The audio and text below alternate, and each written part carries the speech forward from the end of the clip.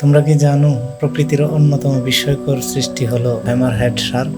তাদের অদ্ভুত মাথা আকৃতি, যাকে ইংরেজিতে বলা হয় হ্যামারহেড, সেটি শুধু দেখতে অদ্ভুত নয়, এটি তাদের অসাধারণ শিকার দক্ষতার জন্য অত্যন্ত গুরুত্বপূর্ণ।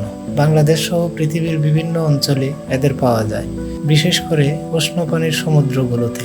এদের প্রিয় বাসস্থান হলো প্রবাল প্রাচীর এবং উপকূলীয় অঞ্চলের গভীরতা। কিন্তু কেন এই অদ্ভুত মাথা?